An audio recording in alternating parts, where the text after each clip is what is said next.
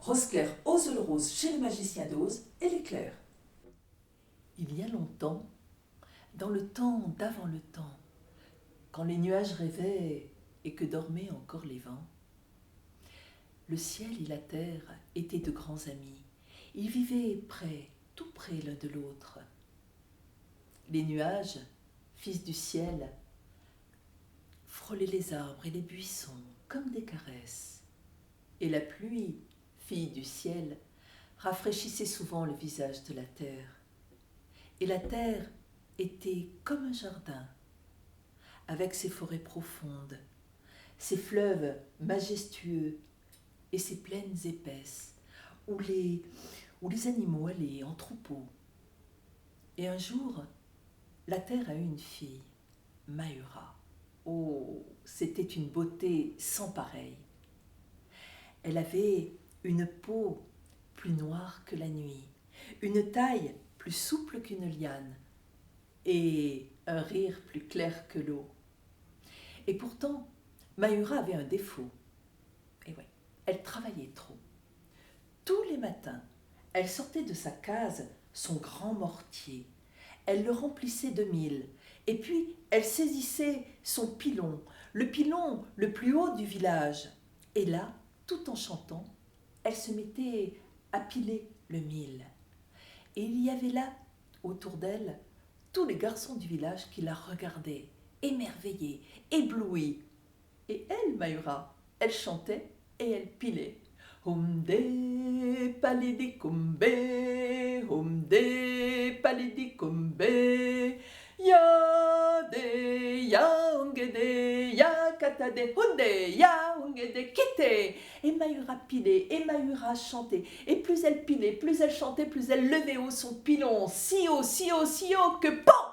Aïe, Mahura, ma fille, mais regarde, tu m'as blessé le front. Et le ciel se reculait. Oh, je te demande pardon, grand-père le ciel, je ne l'ai pas fait exprès. Et le ciel, se reculait encore un peu plus. Et Mahura, elle reprenait son pilon et elle reprenait sa chanson. Et elle pilait, et elle chantait, et elle levait haut son pilon, si haut, si haut, si haut que pan! Mahura, ma fille, mais quand feras-tu attention? Regarde, regarde mon front, tout bosselé, tout cabossé. Oh, grand-père le ciel, je te demande pardon, je ne l'ai pas fait exprès. Et le ciel se reculait encore un peu. Et Mahura reprenait son pilon, reprenait sa chanson. Et elle tapait encore une fois, et une autre fois encore, le front du ciel, si bien que le ciel, petit à petit, s'est éloigné. Il s'est éloigné tellement, tellement de la terre que maintenant, on ne pouvait plus lui parler, on ne pouvait plus le toucher. Il était haut, il s'était en allé avec ses fils les nuages et avec sa fille la pluie. Oh, bien sûr, il envoyait de temps en temps sa fille la pluie comme messagère pour dire à la terre qu'il l'aimait, qu'il pensait toujours à elle.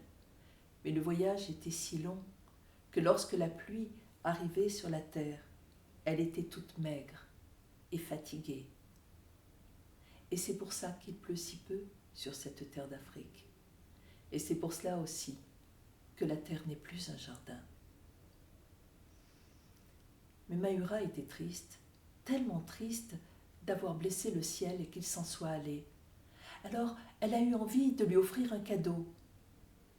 Mais quoi? Elle est partie. Elle est partie sur le chemin, elle s'est mise à marcher, marcher, marcher. Elle a marché longtemps, tellement longtemps, jusqu'à ce qu'enfin elle arrive près d'une grotte. Là, sur le bord de la grotte, il y avait des cailloux dorés et des cailloux argentés.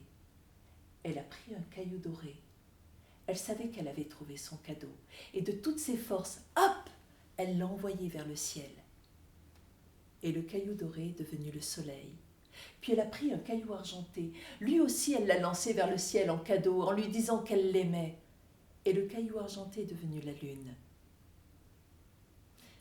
Mais maintenant, lorsque vous regardez le ciel la nuit, regardez bien, vous y voyez la lune, mais vous y voyez aussi les étoiles.